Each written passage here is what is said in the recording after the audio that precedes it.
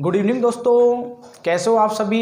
मनोविज्ञान की क्लास प्रारंभ हो गई है। मनोविज्ञान में हम लोग बाल विकास चैप्टर पढ़ रहे थे। कल नेटवर्क प्रॉब्लम की वजह से अपनी क्लास नहीं हो पाई थी।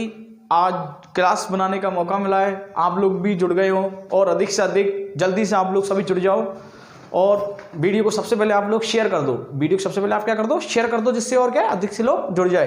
क्योंकि बाल विकास की हमारी 3 क्लास हो चुकी है, लगभग 15 से 20 क्लास हमारी क्या है मनोविज्ञान की बाल विकास में क्लास बनेगी। तो दोस्तों क्लास को सबसे पहले आप शेयर कर दो और जो अभी नए स्टूडेंट जुड़े हुए जिनको मालूम नहीं है तो सबसे पहले चैनल को सब्सक्राइब कर दो, जिससे उनको मालूम चल जाए कि आज किसकी क्लास है या नोटिफिकेशन मिल जाए। दोस्तों जो आज की क्लास में अपन पढ़ने जा रहे हैं विकास के सिद्धांत की बात करेंगे। किसकी बात करेंगे? विकास के सिद्धांत की।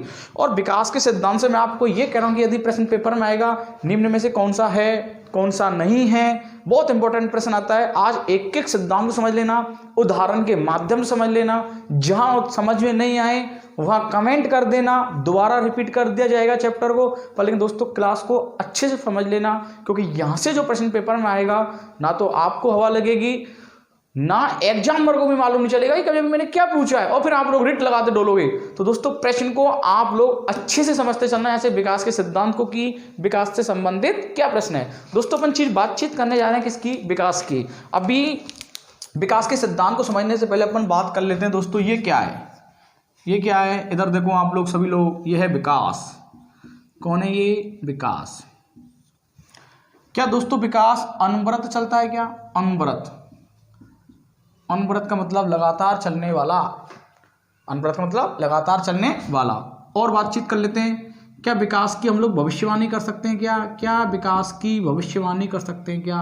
बिल्कुल कर सकते हैं दोस्त। छोटा बच्चा होता है 2 साल का 3 साल का, मालूम चल जाता है कि बच्चे आने जाने वाले बच्चे की क्रिएटिविटी क्या है। कहते हैं ना कि उदाहरण अपने गांवों में या अपनी संस्कृति में कहा गया कि पूत के पाम पालने में दिख जाते हैं। तो विकास भविष्यवाणी करना। दोस्तों विकास हमेशा सामान्य से विशिष्ट की ओर होता है। इस चीज को मैं आपके सामने क्लियर करूंगा कि विकास सामान्य से विशिष्ट की ओर कैसे होता है। नेक्स्ट बताने जा रहा हूं दोस्तों, विकास केंद्र से सिरों की ओर होता है। केंद्र से किसकी ओर होता है दोस्तों? सिरों की ओर होता है, अर्थात परिधि की ओर होता है। इस चीज की भी हम लोग चर्चा करेंगे कि केंद्र क्या है। दोस्तों एक प्रश्न बहुत इंपॉर्टेंट आता है कि दोस्त कि विकास प्रत्येक व्यक्ति में भिन्न होता है, मतलब भिन्नता पर आधारित होता है विकास। विकास क्या दोस्तों? प्रत्येक व्यक्ति में क्या होता है? भिन्न होता है। ये भी मैं आपको कंप्लीट कर दूंगा। क्या दोस्तों विकास में क्रमबद्धता होती है नहीं होती है? क्रमबद्धता। क्या विकास क्रमबद्धता लिए होता है नहीं होता है? बिल्कुल होता है। क्या विकास में दिशाएं निश्चित होती हैं? इंपॉर्टेंट आ जाए, क्या विकास में दिशा निश्चित होगी या नहीं होगी? बिल्कुल होगी। विकास दोस्तों क्या है? गुणात्मक है। विकास क्या है? गुणात्मक है। प्रश्न आता है कि निम्न में से कौन सा नहीं है। दोस्तों विकास का हम दूसरा नाम क्या कह सकते हैं? इसको अधिगम पर आधारित है। किस पर आधारित है? अधिगम। और दोस्तों अधिगम के साथ ये किस पर? परिपक्वता को भी लिए हुए है। परिपक्वता और अधिगम दोनों की जो अंतःक्रिया होती है, परिपक्वता और अधिगम, या दोस्तों इनको मैं ऐसे कह सकता हूं क्या? वंशानुक्रम या क्या? वातावरण। वंशानुक्रम या क्या? वातावरण। इन दोनों से मिलके दोस्तों क्या बनता है? विकास बनता है। इस चीज के बारे में हम लोग चर्चा करेंगे। आज जो मैं आपको बताने जाऊंगा एक एक सिद्धांत उदाहरण के माध्यम समझाऊंगा, क्योंकि प्रश्न यहां से पेपर में आएगा तो मैं नहीं चाहता कि जो मेरा स्टूडेंट है उसका प्रश्न पेपर में गलत हो। विकास के सिद्धांत के बारे में सब चीज पढ़ेंगे आज। आपके पास मेरी बुक है, जिनके पास बुक है वो साथ के साथ बुक पर टिक करते चले और समझते चले। ठीक है दोस्तों, अदर बुक है उसमें भी होंगे, और नहीं है तो आप लोग क्या कर सकते हो, साथ में नोट भी कर सकते हो, क्योंकि यहां से जो प्रश्न पेपर में आने वाला है वो अपने लिए बहुत इंपॉर्टेंट प्रश्न होगा। तो दोस्तों शुरू करें विकास के सिद्धांत। मानता हूं क्लास आपने दोस्तों शेयर कर दी होगी। जिन्होंने अभी शेयर नहीं किया वो क्लास को जरूर शेयर कर देना और लास्ट तक बने रहना। अपन चीज चर्चा करने जा रहे हैं विकास के सिद्धांत की। एक एक सिद्धांत को मैं आपको अच्छे से समझाऊंगा कि विकास के सिद्धांत के अंतर्गत हम लोगों को क्या चीज पढ़नी है या क्या चीज नहीं पढ़नी है। देखो दोस्तों अपन बातचीत करने जा रहे हैं विकास के सिद्धांत के अंतर्गत कि जो विकास है, विकास के यदि अपन बात करते हैं कि सबसे पहला, जरूरी नहीं है कि क्रमबद्धता कि कोई सा भी पॉइंट ले सकते हैं। सबसे पहले अपन बात करते हैं समान प्रतिमान का सिद्धांत। समान प्रतिमान का सिद्धांत ये क्या चीज है? यहां से प्रश्न पेपर में आ गया, मान लो कोई उदाहरण के माध्यम से आ गया तो इस सिद्धांत को हम लोग कैसे करेंगे? समान प्रतिमान का सिद्धांत। समान प्रतिमान क्या होता है दोस्तों? याद रख के जाना यदि प्रश्न आ जाए समान प्रतिमान का सिद्धांत। देखो, समान प्रतिमान का सिद्धांत होता है कि अपने समान, समान प्रतिमान मतलब क्या होता है? अपने समान या माता पिता से उत्पन्न संतान उन्हीं के अनुरूप हो। माता पिता से उत्पन्न संतान उन्हीं के अनुरूप हो। कहने का मतलब दोस्तों, मानव का बच्चा है तो मनुष्य होगा, जो जल में तैरने वाला जंतु है उसकी भी संतान क्या होगी? जल में तैरने वाली होगी। आसमान में उड़ने वाला पक्षी है तो उसकी भी जो संतान होगी दोस्तों क्या होगी? पक्षी कहलाएगी। और दोस्तों मान लो पशु है तो पशु की संतान भी क्या कहलाएगी दोस्तों? पशु कहलाएगी। ये जैसे कबूतर का बच्चा है तो दोस्तों कबूतर से यदि संतान उत्पन्न होती है तो दोस्तों उसका बच्चा कबूतर ही कहलाएगा। कहने का मतलब है कि समान प्रतिमान सिद्धांत होता है कि अपने माता पिता के समान, चाहे लड़का या लड़की, जैसे अपन मानव की बात करते हैं तो उनसे उत्पन्न होने वाली जो संतान कहलाती है दोस्तों, कौन से सिद्धांत का विकास कहलाता है? समान प्रतिमान का सिद्धांत। पेपर में आ जाए अपने समान ही, अपने समान ही जो संतान का विकास होगा वो कौन सा सिद्धांत लगेगा वहां पर? समान प्रतिमान का सिद्धांत लगेगा। दोस्तों घोड़े की संतान तो घोड़ा ही कहलाएगा। हिरन वाला है तो हिरन की संतान क्या दोस्तों? हिरन ही कहलाएगी। कुत्ते की संतान है दोस्तों कुत्ते ही होंगे। ठीक है, तो कहने का मतलब ये कि समान प्रतिमान सिद्धांत, अपने समान उत्पन्न जो संतान होगी वहां पर जो प्रतिमान कहलाएगा दोस्तों वो कहलाएगा कौन सा? समान प्रतिमान का सिद्धांत। अपन अब इसमें हो सकता है क्लियर हो गया होगा। नेक्स्ट चर्चा करने जा रहा हूं दोस्तों नेक्स्ट सिद्धांत के अंतर्गत, क्योंकि वो भी अपने लिए बहुत इंपॉर्टेंट है। नोट डाल के लिख लेना दोस्तों कॉपी में। निरंतरता का सिद्धांत। किसका दोस्तों? निरंतरता का सिद्धांत। देखो, अपन इस चीज की चर्चा करने जा रहे हैं, निरंतरता का सिद्धांत। निरंतरता का सिद्धांत। देखो, निरंतरता के सिद्धांत से पेपर में प्रश्न आ जाता है और बहुत इंपॉर्टेंट प्रश्न आता है निरंतरता के सिद्धांत से, क्योंकि यहाँ से पेपर में जब भी प्रश्न आया हुआ है तो दोस्तों याद रख लेना, प्रश्न पेपर में गलत नहीं हो जाए, क्योंकि प्रश्न उदाहरणों के माध्यम से आता है। किसके माध्यम से आता है? उदाहरणों के माध्यम से आता है। क्योंकि ये जो प्रश्न पेपर में आ गया तो मान लें दोस्तों प्रश्न पेपर में गलत नहीं होना चाहिए। निरंतरता का मतलब होता है, देखो किसी बच्चे ने जन्म लिया तो सबसे पहले बच्चे की अवस्था कौन सी होती है? गर्भावस्था। विकास हमेशा निरंतर चलता है, लगातार चलता है। गर्भावस्था से दोस्तों बच्चा किस में जाएगा? शैशवावस्था में। किस में जाएगा? शैशवावस्था दोस्तों किस अवस्था में जाएगा? बाल अवस्था में। और बाल अवस्था से दोस्तों किस में जाएगा? किशोरावस्था में। अर्थात दोस्तों गर्भावस्था से जीवन पर्यंत, गर्भावस्था से जीवन पर्यंत होने वाला जो विकास कहलाता है दोस्तों वो कहलाता है कौन सा? निरंतरता का सिद्धांत। ये नहीं कि गर्भावस्था के बाद डायरेक्ट किशोरावस्था आ जाएगी या शैशवावस्था के बाद डायरेक्ट जीवन पर्यंत आ जाएगा। नहीं दोस्तों, निरंतर लगातार चलने वाला जो विकास है वो किसके अंतर्गत आएगा? निरंतरता के सिद्धांत के अंतर्गत आएगा। प्रश्न पेपर में आ जाए, एक बालक का विकास, एक बालक का विकास गर्भावस्था से लेकर या जन्म के बाद, गर्भावस्था से लेकर जन्म के बाद विभिन्न अवस्थाओं से गुजरकर जीवन पर्यंत चलता है तो वहां पर कौन सा सिद्धांत लगेगा दोस्तों? निरंतरता का सिद्धांत लगेगा। कहने का मतलब ये कि जीवन की सभी अवस्थाओं से होकर गुजरना पड़ता है। जीवन की सभी अवस्थाओं से होकर गुजरना पड़ता है। प्रश्न आ जाए किस सिद्धांत के अंतर्गत? नोट डाल के लिख लेना, किस सिद्धांत के अंतर्गत जीवन की सभी अवस्थाओं से होकर बालक को गुजरना पड़ता है? जीवन की सभी अवस्थाओं से होकर, जीवन की सभी अवस्थाओं से होकर बालक को गुजरना पड़ता है। किस सिद्धांत के अंतर्गत दोस्तों? निरंतरता के सिद्धांत के अंतर्गत। हो गया क्लियर? नेक्स्ट चर्चा करने जा रहे हैं अपन इसके अंतर्गत, वो भी बहुत इंपॉर्टेंट है और अपने को याद करके जाना है कि जो अगला जो सिद्धांत है दोस्तों वो है सहसंबंधिता का सिद्धांत। यहाँ से पेपर में प्रश्न आता है दोस्तों, लोगों का गलत हो जाता है। देखो, सहसंबंधिता का सिद्धांत, सहसंबंधिता का सिद्धांत। देखो, सहसंबंध का मतलब होता है एक दूसरे से संबंध, एक दूसरे से संबंध। कहने का मतलब ये दोस्तों, जिस बच्चे का विकास, जिस बच्चे का शारीरिक विकास अच्छा है तो दोस्तों हो सकता है उसका मानसिक विकास भी बहुत अच्छा होगा, उसका मानसिक विकास भी बहुत अच्छा होगा। एक विकास दूसरे विकास से जब जुड़ा हुआ होता है तो वो कहलाता है सहसंबंधिता का सिद्धांत। जैसे अपन कहते हैं ना कि एक विषय दूसरे विषय से जुड़े हुए ना, दोस्तों शारीरिक विकास सही होगा तो बच्चे का मानसिक विकास भी सही होगा।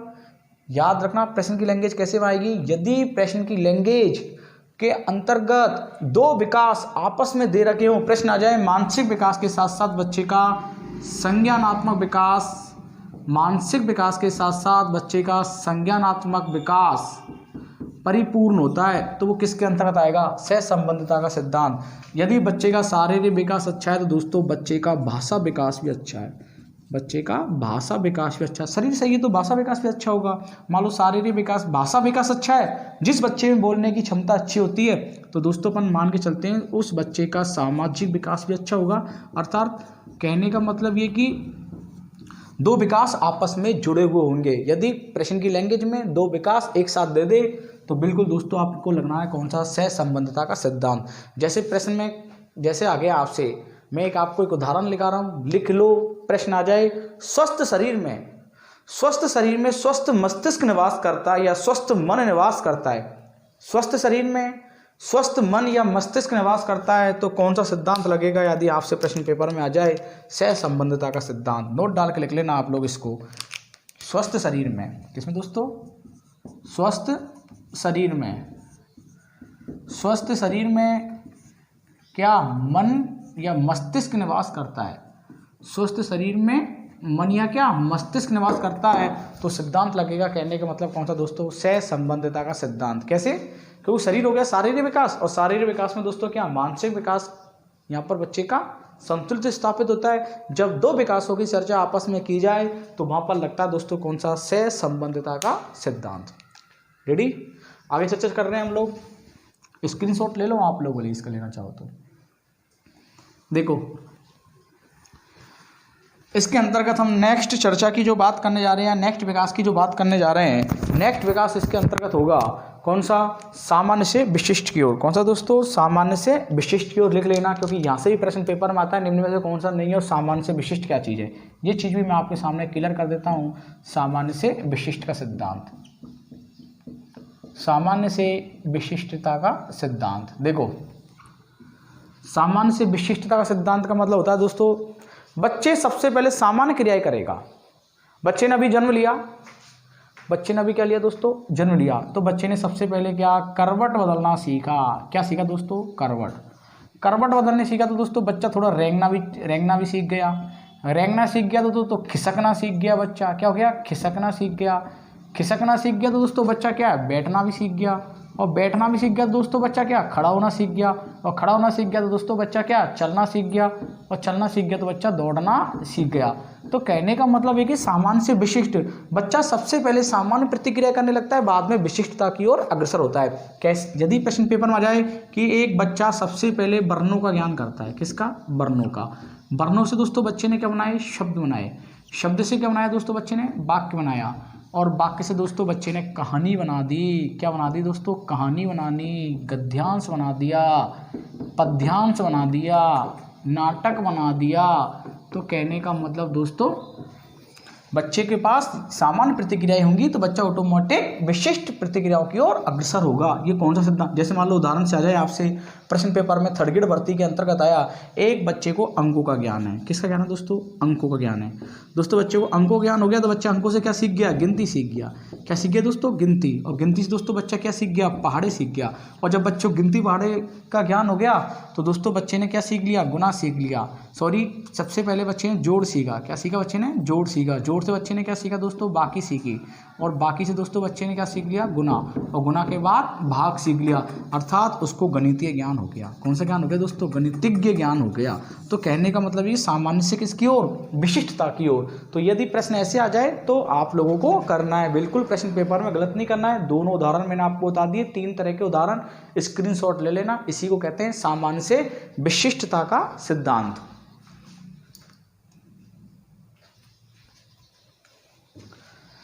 नए जो बच्चे जुड़े हुए हैं चैनल को सब्सक्राइब जरूर कर देना, क्योंकि आपकी नेक्स्ट जो क्लास लगेगी उसका नोटिफिकेशन आपको मिलता रहे।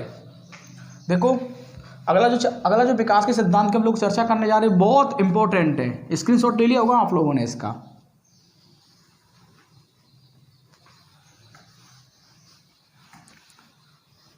देखो अगले जो सिद्धांत की हम लोग बात करने जा रहे हैं, अगला सिद्धांत दोस्तों चक्राकार विकास का सिद्धांत। क्योंकि यहाँ से भी प्रश्न पेपर में आएगा, इस चीज़ को भी आप लोग समझते चलना। चक्राकार क्या होता है? दोस्तों चक्राकार को कहते हैं अपन लोग क्या, वर्तुलाकार। क्या कहते हैं, वर्तुलाकार सिद्धांत। याद रखना, बहुत इंपॉर्टेंट है, यहाँ से प्रश्न पेपर में आ चुका है। वर्तुलाकार सिद्धांत, देखो ये क्या चीज़ है, वर्तुलाकार चीज क्या होती है। कभी कभी क्या होता है दोस्तों, जब बच्चा जन्म लेता है तो किसी भी अंग का मान लो किसी भी अंग का विकास तो बहुत तीव्र गति से हो जाता है, और किसी अंग का विकास क्या होता है दोस्तों, बहुत मंद गति से होता है। कभी कभी आपने देखा होगा, जब बच्चा गर्भावस्था से आता है तो बच्चे का मस्तिष्क का वजन बहुत भारी होता है, मतलब मस्तिष्क का वजन बहुत बड़ा होता है भाग, और किसी अंग का विकास क्या होता है, कम होता है। कभी हम लोगों ने देखा होगा कि मस्तिष्क बड़ा हो गया पर लेकिन बच्चे में दांत निकलना प्रारंभ नहीं हुआ, अर्थात उसके जबड़े का विकास नहीं हुआ। बच्चे की अपन ने देखी हो कि उसका अंगूठा बहुत बड़ा पर लेकिन उसकी उंगलियां बहुत छोटी हैं, समझना आप मेरी बात हो, कि उंगली का विकास नहीं हो रहा है, या उंगलियां बहुत बड़ी है अंगूठा नहीं बन पा रहा है। तो किसी पहले क्या होता है, बच्चे का विकास बहुत तीव्र गति से होता है। क्या होता है, बहुत तीव्र गति से। बाद में बच्चे का विकास हो जाए दोस्तों मंद गति से हो जाए। तो कहने का मतलब है इस प्रकार से वर्तुलाकार बन जाता है, चक्राकार बन जाता है। प्रश्न की लैंग्वेज कैसे आएगी कि बच्चे का विकास के किसी भी अंग में तीव्रता और किसी अंग में क्या, मंदता, तो बच्चे का वो विकास कौन सा कहलाएगा दोस्तों, चक्राकार कहलाएगा। या प्रश्न में नोट डाल के एक प्रश्न ऐसे भी लिख लेना, आपके लिए मैं लिखा रहा हूं कि बच्चे का विकास लंबवत न होकर, बच्चे का विकास लंबवत न होकर, बच्चे का विकास लंबवत न होकर वर्तुलाकार होता है। क्या सही है, बिल्कुल। बच्चे का विकास बिल्कुल एक समान नहीं होता है, एक सीधी रेखा के समान नहीं होता है। बच्चे का विकास कैसा होगा, वर्तुलाकार होगा। कैसा होगा दोस्तों, वर्तुलाकार होगा। प्रश्न की लैंग्वेज मैंने आपको बता दी है कि जो बच्चे का जो विकास होगा, किसी अंग में क्या तीव्रता और किसी अंग में क्या कमी, वो कहलाएगा क्या, वर्तुलाकार का सिद्धांत। क्लियर। नेक्स्ट जो हम चीज चर्चा करने जा रहे हैं इसके अंतर्गत, किसमें, इस सिद्धांत के अंतर्गत निश्चित क्रम का सिद्धांत। क्या दोस्तों, निश्चित क्रम का सिद्धांत, क्योंकि ये भी प्रश्न अपने लिए बहुत इंपॉर्टेंट है। आप यहां से समझना कि निश्चित क्रम का सिद्धांत क्या है। निश्चित क्रम का सिद्धांत क्या है, निश्चित क्रम का सिद्धांत देखो, अर्थात क्रम के अनुसार सीखना। इसका मतलब है क्रम के अनुसार सीखना, क्रम के अनुसार सीखना। LSRW आप लोगों ने नाम सुना होगा दोस्तों, LSRW। बच्चे ने सबसे पहले क्या, सुनना, बोलना, पढ़ना, राइटिंग, लिखना। प्रश्न पेपर में भी कई बार आया हुआ है ये कि कौशल का क्रम क्या है, कौशल का क्रम क्या है। एक ट्रिक याद रख लेना, आप लोगों से आता है वैसे, और जिन लोगों को पता नहीं है वो भी लोग इसको अच्छे से पढ़ जाना। सुबोपली, क्या दोस्तों, सुबोपली, सुनना, बोलना, पढ़ना और क्या, लिखना। दोस्तों बच्चों का विकास एक निश्चित क्रम के अनुसार होता है। ये नहीं कि बच्चा सबसे पहले लिखना सीख गया या पढ़ना सीख गया। दोस्तों सबसे पहले बच्चा क्या, सुनेगा, फिर उसके बाद क्या होगा, बच्चा बोलेगा, बोलेगा दोस्तों बच्चा रीडिंग करने लग जाएगा, रीडिंग करने लग जाएगा दोस्तों, राइटिंग भी बच्चे की अच्छा हो जाएगा। कहने का मतलब है LSRW किस सिद्धांत पे काम करता है, निश्चित क्रम के सिद्धांत पर कार्य करता है। कंप्लीट, ठीक। अगले जो सिद्धांत की हम लोग चर्चा करने जा रहे हैं वो भी अपने आप में बहुत इंपॉर्टेंट है, दिशा का सिद्धांत। क्या दोस्तों, दिशा का सिद्धांत। देखो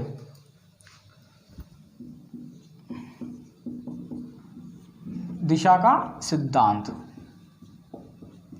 यहां से प्रश्न दोस्तों बहुत इंपॉर्टेंट प्रश्न है कि जो दिशा का जो सिद्धांत होता है बच्चे के विकास का। जैसे अब मैं आपको एक प्रश्न बताने जा रहा हूं कि गर्भावस्था में जो बच्चे का विकास होगा वो कैसे होगा, सिर से पैर की ओर होगा, पैर से सिर की ओर होगा। ये चीज ध्यान रखना आप लोग कि जो बच्चे का जो विकास होगा निश्चित दिशा के अनुसार होगा, अर्थात सिर से पैर की ओर, सिर से पैर की ओर, सिर से पैर की ओर, ये दिशा के अंतर्गत आता है। अर्थात दोस्तों इसको क्या कहते हैं, मस्तकोन्मुखी,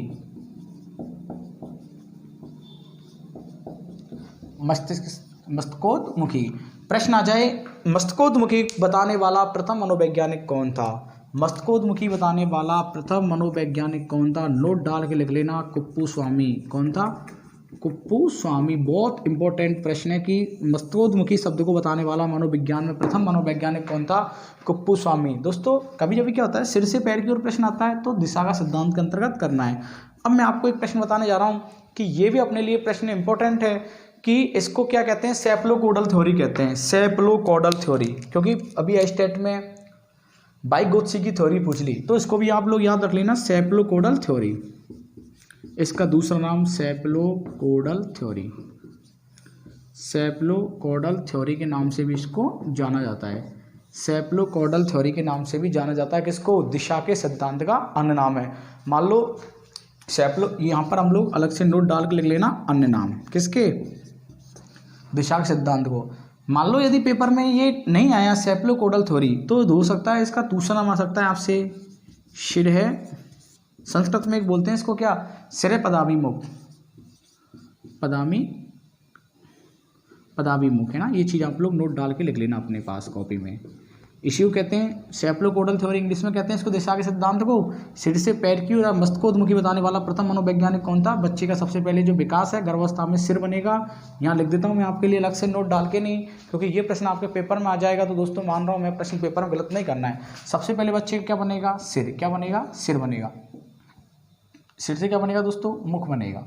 मुख से क्या बनेगा? गर्दन बनेगा। गर्दन से क्या बनेगा? धड़ बनेगा।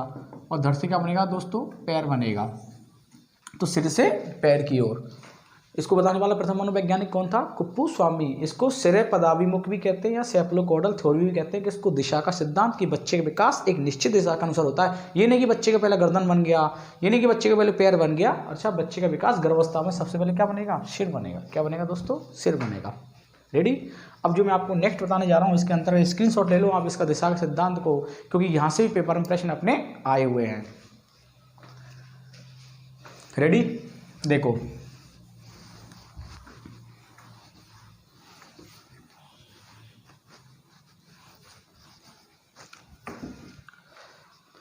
एक जो प्रश्न मैं आपको बताने जा रहा हूं इसके अंतर्गत विभिन्नता का सिद्धांत। क्या? विभिन्नता का सिद्धांत।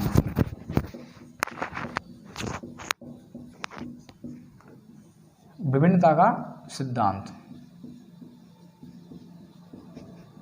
देखो, विभिन्नता का सिद्धांत क्या है?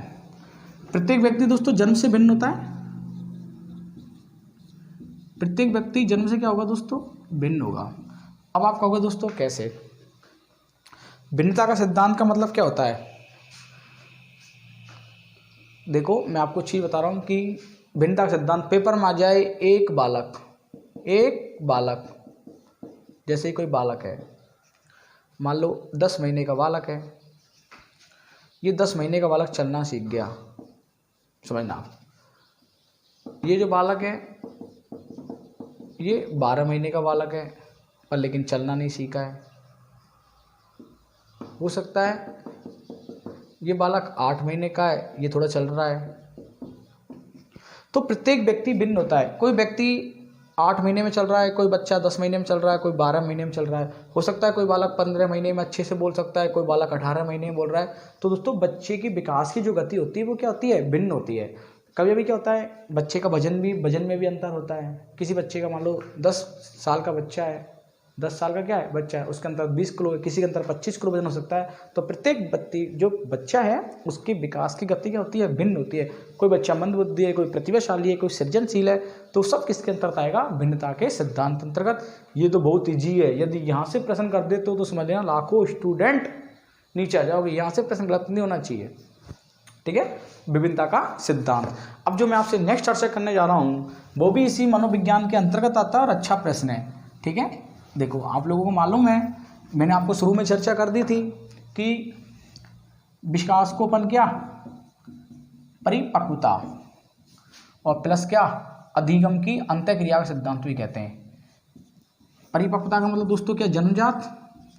इस चीज़ की हम लोगों ने चर्चा कर ली थी क्लास को। जिस कैंडिडेट ने क्लास नहीं देखी है परिपक्वता और अधिगम की, उससे पहले नेक्स्ट वीडियो में चैनल को सब्सक्राइब कर लेना, उस पर आपको मिल जाएगा। बाल विकास लिख देना और उसमें परिपक्वता और अधिगम एक पूरा चैप्टर समझाया हुआ है आधा घंटा में, तो वहाँ पर आप लोग इसको देख लेना। जन्मजात और दोस्तों क्या? वातावरण। इन दोनों की अंतःक्रिया भी दोस्तों क्या कहलाती है? विकास कहलाती है। प्रश्न आ जाए, परिपक्वता और अधिगम से होने वाला जो परिवर्तन है वो क्या होगा? परिपक्वता और अधिगम से होने वाला जो परिवर्तन है दोस्तों वो क्या कहलाएगा? विकास कहलाएगा। या जन्मजात और वातावरण या वंशानुक्रम या वातावरण से होने वाली जो अंतःक्रिया वो किसको प्रभावित करती है, विकास को प्रभावित करती है। ठीक है, ये भी एक विकास का एक सिद्धांत के अंतर्गत आता है। क्लियर, इस चीज़ को अपन पढ़ चुके हैं। ठीक है, अब मैं जो आपको इसके अंतर्गत नेक्स्ट बताने जा रहा हूँ सिद्धांत के अंतर्गत, वो अपने आप में बहुत इंपॉर्टेंट लगता है। अगला सिद्धांत का जो नाम है दोस्तों वो है केंद्र से सिर की ओर। इसको तो आप लोग नोट डाल के लिख लेना कॉपी में, क्योंकि यहाँ से प्रश्न पेपर में आता है तो पेपर में प्रश्न दोस्तों गलत हो जाता है। ठीक है, केंद्र से क्या बता रहा हूँ, केंद्र से सिरों की ओर। देखो अब आप लोग केंद्र से, जो मैं आपको बता रहा हूँ केंद्र से सिरों की ओर, देखो ये क्या चीज़ है। इस सिद्धांत को पहले अपन केंद्र से परिधि की ओर भी कहते हैं, नोट डाल के लेते चलना। पहले इसके बारे में बता देता हूँ मैं आपको, इसको किस किस नामों से जाना जाता है, फिर इसको मैं आपको विस्तार से समझाऊंगा। इसको अपन लोग क्या केंद्र से परिधि की ओर भी कहते हैं, इसको दोस्तों अपन क्या मध्य से बाहर की ओर भी कहते हैं, कि बच्चे का विकास बाहर से मध्य की ओर होता है तो क्या करेंगे, बाहर से मध्य की ओर, मध्य से बाहर की ओर, मध्य से बाहर की ओर। और एक इंपॉर्टेंट प्रश्न कि बच्चे का विकास नीचे से ऊपर की ओर होता है या ऊपर से नीचे की ओर होता है, बहुत इंपॉर्टेंट प्रश्न है, इसको तो आप डबल राइट कर लेना कि जो बच्चे का जो विकास है वो ऊपर से नीचे की ओर होता है, नीचे से ऊपर की ओर होता है। इसको डबल राइट कर लेना, नोट डाल के लिख लेना आप लोग कि जो बच्चे का विकास होता है वो हमेशा क्या होता है, ऊपर से नीचे की ओर होता है। देखो अब आप अभी इनको छोड़ दो, पहले इसकी चर्चा करते हैं हम लोग कि ऊपर से नीचे की ओर का मतलब क्या है गुरुजी। अब आप लोग कहोगे कि ऊपर से नीचे कैसे। दोस्तों बच्चा जब गर्भावस्था में बनता है तो सबसे पहले उसका विकास क्या होगा, पैर का विकास होगा, सिर का विकास होगा, सिर का विकास होगा। अर्थात दोस्तों ऊपर से नीचे की ओर, सिर से मुख, मुख से गर्दन, गर्दन से धड़, धड़ से पैर, सिर, मुख, गर्दन, धड़ और क्या पैर। तो बच्चे का विकास जो होगा वो हमेशा नीचे से ऊपर की ओर नहीं होता, मतलब पैर से सिर की ओर नहीं होता, कैसे होता है, ऊपर से नीचे की ओर। मध्य से बाहर की ओर का मतलब होता है कि बच्चा गर्भावस्था में मध्य अवस्था में होता है, जैसे बच्चा वातावरण में बाहर आता है तो मध्य से बाहर की ओर। मतलब इसको अपन ऐसे भी कह सकते हैं कि जन्मजात से वातावरण की ओर। और दोस्तों यही सिद्धांत इसको अपन क्या कह सकते हैं, केंद्र से परिधि की ओर या केंद्र से सिरों की ओर। तो यदि प्रश्न पेपर में आपसे आ जाए तो यहाँ से प्रश्न आपको पेपर में प्रश्न गलत नहीं करना है। दोस्तों याद रखना, बच्चे का जो विकास होगा वो हमेशा ऊपर से नीचे की ओर होता है या सिर से पैर की ओर होता है, तो अपन को क्या करना है, केंद्र से सिरों की ओर। पर लेकिन मैं आपको एक प्रश्न बताने जा रहा हूँ, इसके लिए आप नोट डाल के लिख लेना कि इस सिद्धांत का दूसरा नाम क्या है। केंद्र से सिरों की ओर को अपन दूसरा नाम या अपर नाम, इसको अपन किस नाम से भी पुकारा जा सकते हैं, या कौन सी, इसको कौन सी थोरो भी हम कह सकते हैं। देखो मैं आपके सामने लिखाना जा रहा हूँ, इसको प्रॉक्सी, ये लिख लेना आप लोग, है ना, प्रॉक्सी मॉडलिस्ट, याद रख लेना इसको जो मैं लिखाने जा रहा हूँ, प्रॉक्सी मॉडलिस्ट थ्योरी। प्रश्न पेपर में आ सकता है प्रॉक्सी मॉडलिस्ट थ्योरी। प्रॉक्सी मॉडलिस्ट थ्योरी किसको कहते हैं, केंद्र से सिरों की ओर। अर्थात दोस्तों मान लो केंद्र से सिरों की ओर नहीं आए, पेपर में आ जाए ये सिद्धांत दूर से निकट की ओर है या निकट से दूर की ओर है, निकट से दूर की ओर, बहुत इंपॉर्टेंट प्रश्न है। इस सिद्धांत को हम क्या कहते हैं, निकटता से दूर की ओर, निकटता से दूर की ओर। ये चीज़ आप लोग लिख लेना कि निकटता से दूर की ओर क्या है। देखो बच्चे का जो विकास होगा सबसे पहले निकटवर्ती अंगों का विकास होगा। निकटवर्ती अंगों का मतलब दोस्तों पहले बच्चे का विकास क्या हुआ, सिर का विकास हुआ, तो सिर के बाद दोस्तों किसका होगा, मुख का ही तो होगा, ये थोड़ी पैर का हो गया।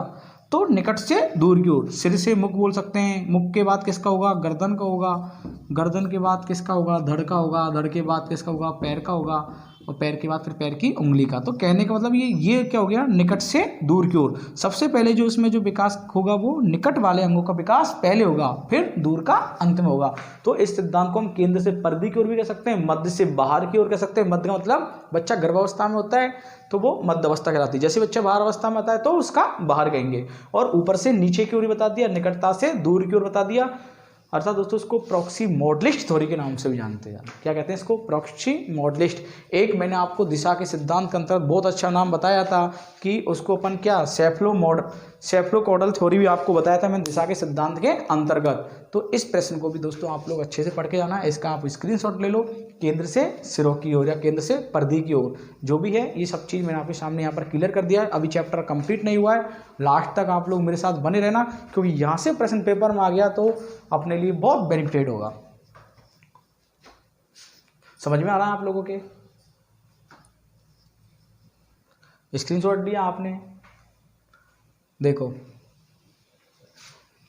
अगली सिद्धांत की जो अपन चर्चा करने जा रहे हैं विकास के अंतर्गत, बहुत अच्छा प्रश्न है, पेपर की दृष्टि से महत्वपूर्ण है, क्योंकि ये प्रश्न जो पेपर में आता है तो यहाँ से भी प्रश्न पेपर में अपने को देखने को मिलता है। देखो संचय का सिद्धांत, इसको तो आप नोट डाल के लिख लेना दोस्तों, इसको भी आप नोट डाल के लिख लेना। संचय का सिद्धांत क्या है?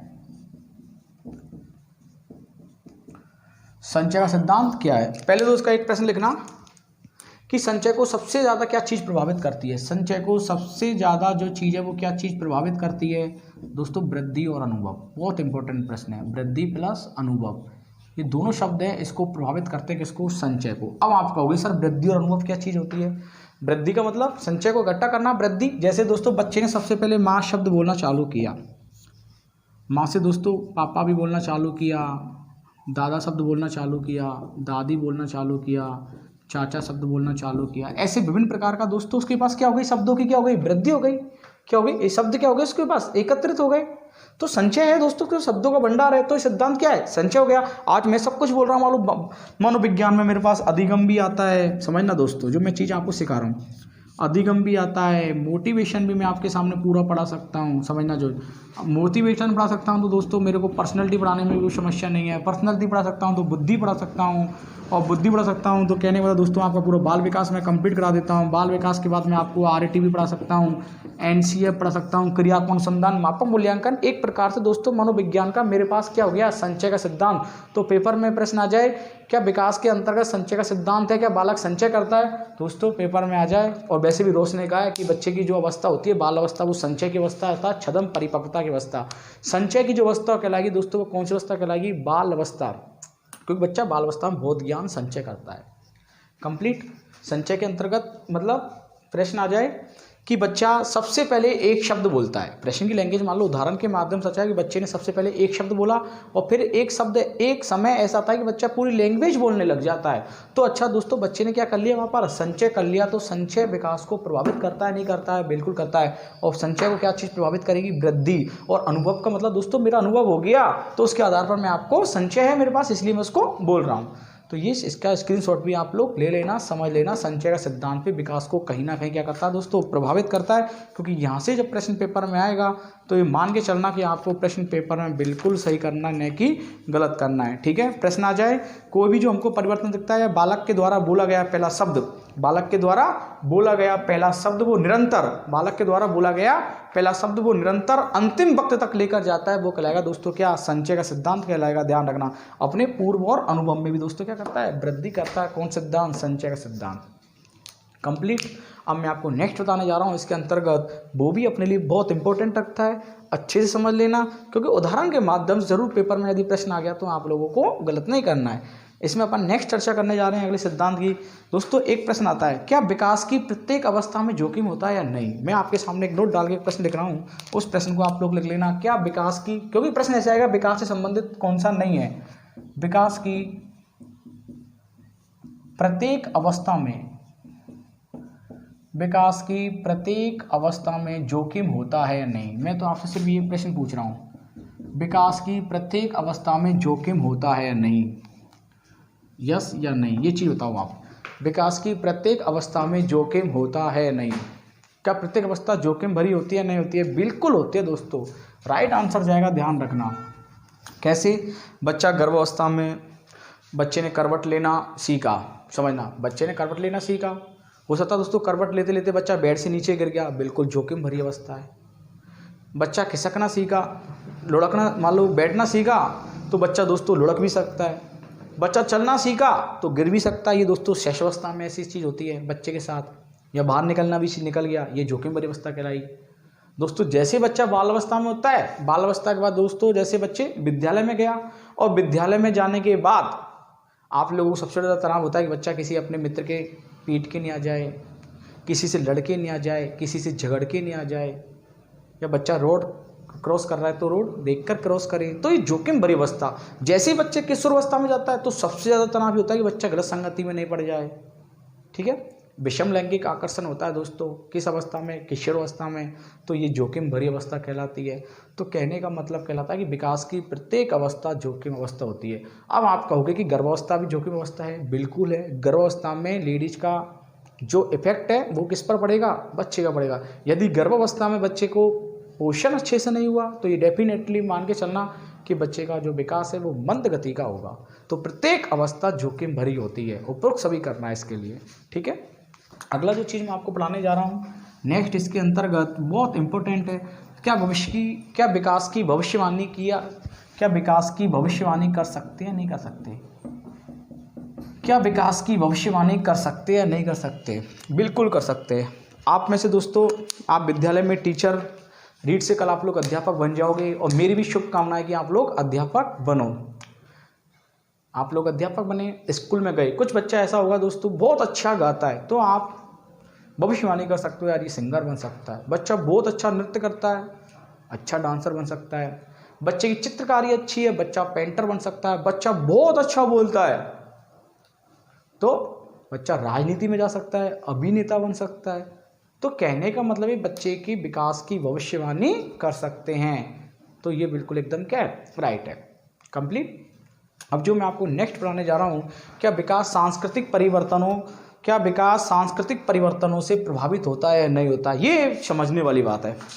विकास सांस्कृतिक परिवर्तनों से प्रभावित होता है या नहीं, नोट डाल के लिख लेना।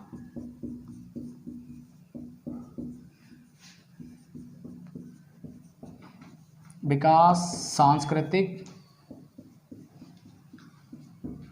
परिवर्तनों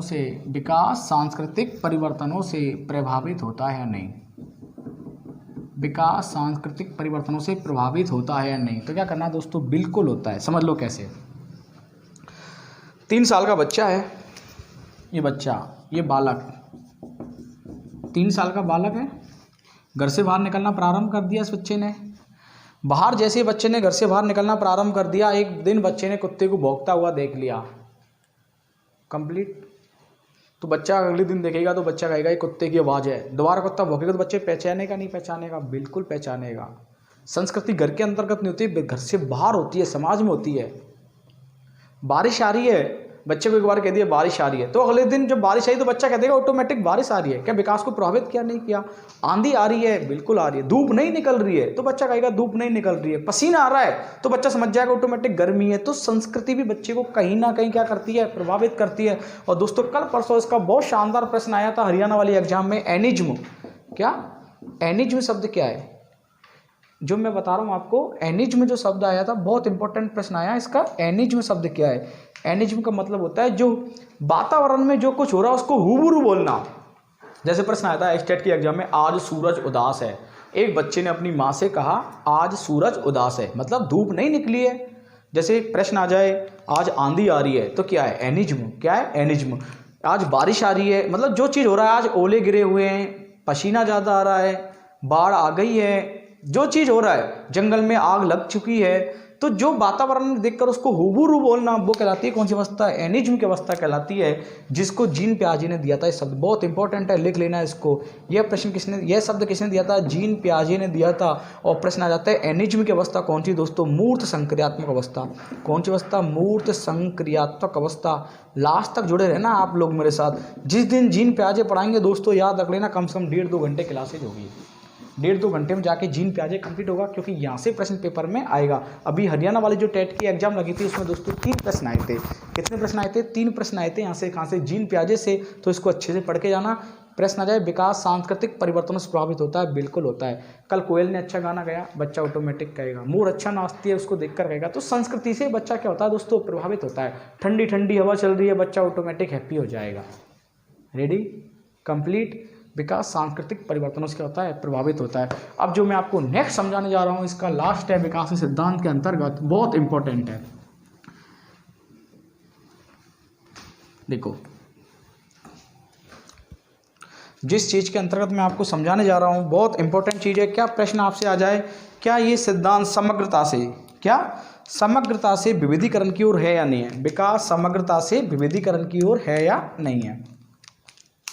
विकास समग्रता से